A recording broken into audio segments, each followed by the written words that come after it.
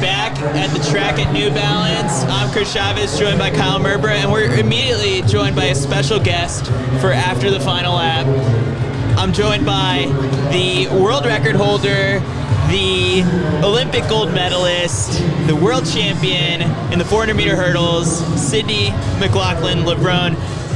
What's it like being back here at New Balance Nationals? You used to compete here. This is where it all started. I thought that was going to be part of the intro. Yeah, our New Balance Nationals champ back in the day, yeah. This is it. This is the place. I just want to correct. Levrone. Okay, all right. Levrone. It's the Italian in him. Yeah. No, but this is like my favorite meet. This was every year. I always look forward to Nationals. So being back and being able to just be at the fastest party in the planet is always a great time. So I love it here. What have you been doing? You've been in Boston now for a few days.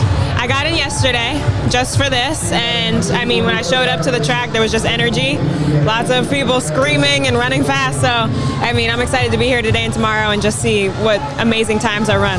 So there's probably like a big population of track fans that have like become fans of yours from the recent years, maybe from 2016 onwards, but really before that there was New Balance Nationals. But take us all the way back to like what got you into the sport that, you know, there's so many athletes here that are just hooked on it, and it comes from watching people like you back in the day. Both my parents ran track. They put me and all my siblings in it young, and no choice. I mean, we did have a choice. We had no choice about trying it, but we had a choice about choosing it. And I think it chose me, honestly. First race ever, I just felt so free and been doing it ever since. And Nationals for me was just like everybody in the country coming together, competing against the best. It's so awesome. And being able to just see so many people from different places doing the sport that they love is just fantastic. Was it a sibling thing, like that early rivalry you got in the backyard or something, or? We were all naturally competitive, but we're all different in ages, so it just competing against, you know, older siblings was always pushing me to be better. But yeah, we always competed in everything we did, no matter what it was. Would you describe yourself in general outside of the track as a competitive person? 1000%. Always. No anything. question. Doesn't matter what it is. What extent does this go to? Is it like games of, like even board games, whatever it might be? Whatever it is. Even if we're walking somewhere, I'm going to walk faster. Like, it doesn't matter what it is. I'm going to beat you. And it's the East, right? Thank you. It's the East Coaster in me that just wants to beat you in whatever we're doing. I guess we can segue, because I was going to ask about, you know, Jersey over West Coast now. What do you miss most about being back on the East Coast? Family, man. Yeah. Me and my husband, we love LA. It's great for training and what we're trying to do right now in our lives, but I think long term it's just the connections of family and friends and, you know, those meaningful relationships that it's just hard to do when you're on the other side of the country, you know? Yeah, I mean, Jersey girls, like, you got to let people know out there how you operate a little bit differently. You know what? I'm just trying to put Jersey on the map. I don't care. We're small, but we're mighty. You know what I'm saying? And they may disrespect us. They disrespect us in like every rom-com movie, but it's fine. I'm going to continue to put respect on our name, period. Explain it to us about just like what has made New Jersey track and field like just like the hub for like the biggest stars. It's you, I think. It's man. It's support girl. Yeah. What side are you on? I am not picking a side. I love Jersey in its entirety. Are you Central? Does that exist? I always tell people I'm Central, but people are like, you are not Central. I'm not even going to get into that debate either. I'm from Jersey. That's all that matters. So Union Catholic, they're here. Yeah. I mean, when you were there, what was the team culture like? And it's leveled up over the years. We're now just like being here, winning titles. It's become just a regular thing.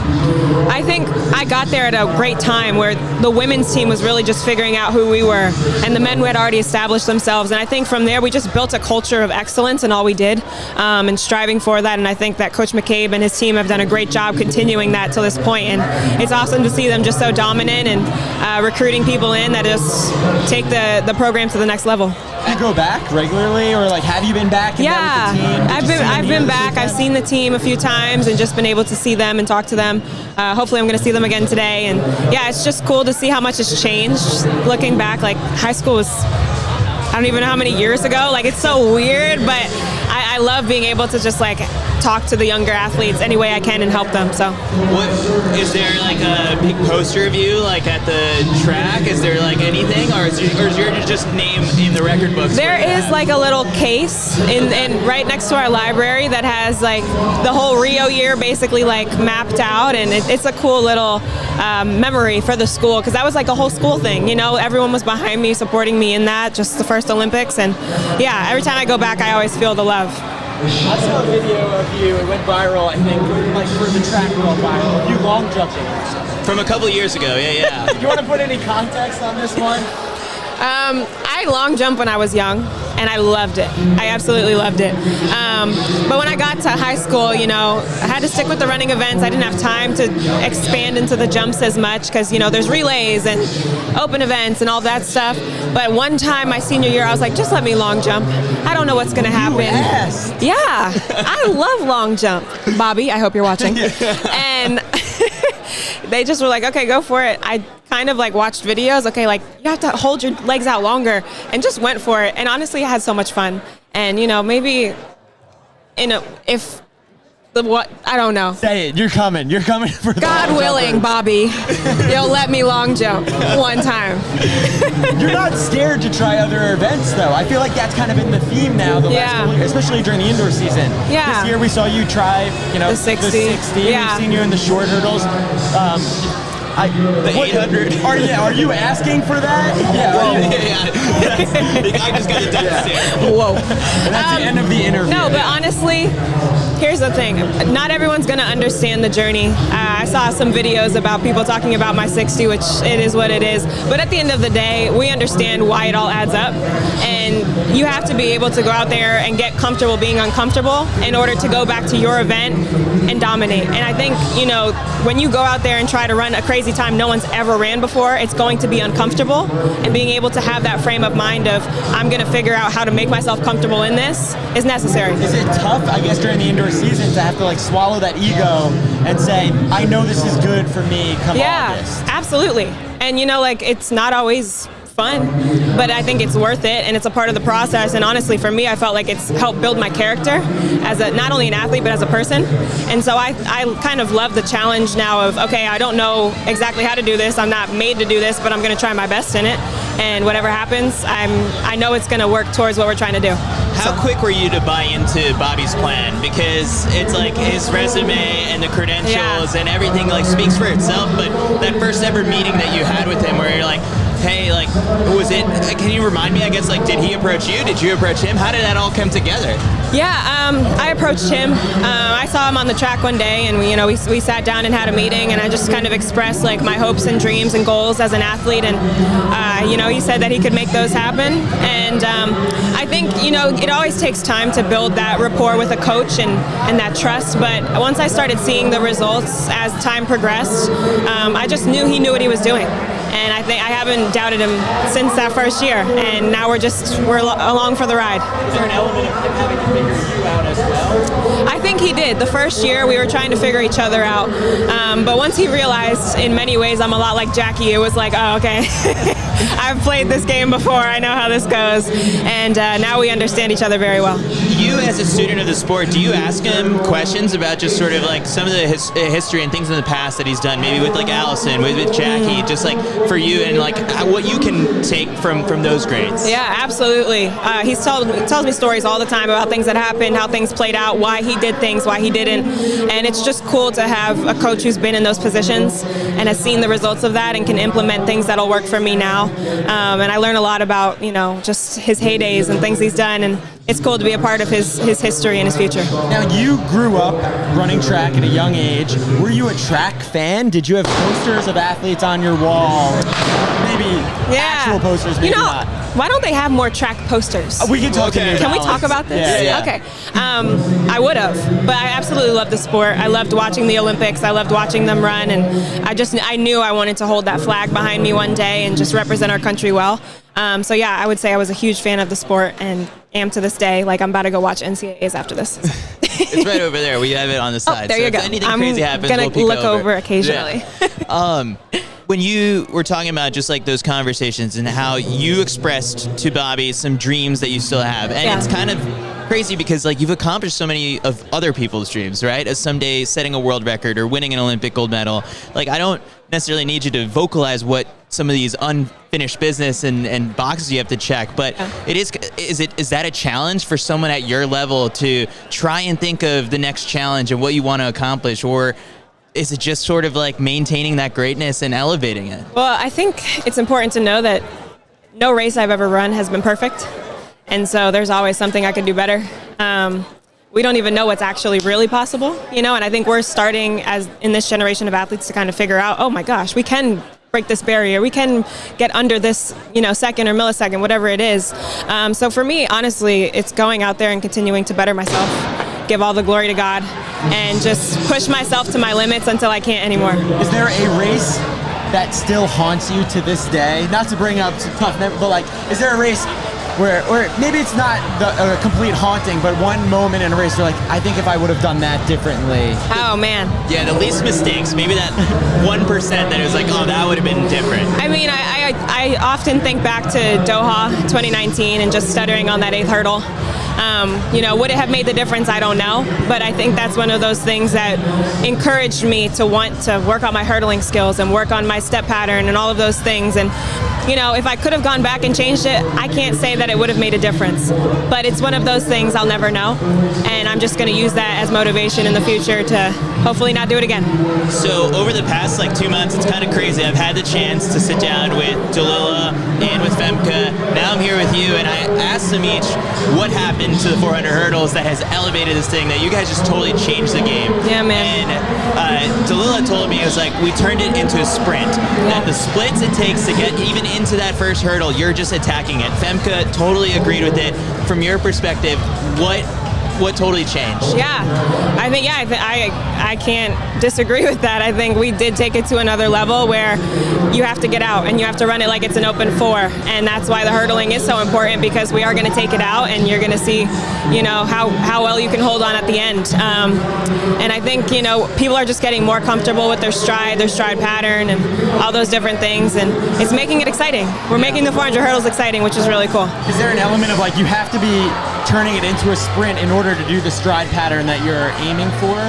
Honestly, I think that depends on the athlete. It depends on how tall you are, how long your natural stride is. It's different for everybody, but I just think in general, it's the mindset of I'm going to attack this race that has really, really changed just the culture of the 400 hurdles. The open 400, though, that's the one that the fans are just itching. It's like, when is Sydney going to do it? Do we have an idea yet of like a plan so far for the season? It's March. Yeah, still too early. One thing about Bobby is you take it one day at a time. And so that's kind of my plan right now. And we'll see how the season progresses because, we do have a bye in the 400 hurdles. I don't know what we're going to do yet.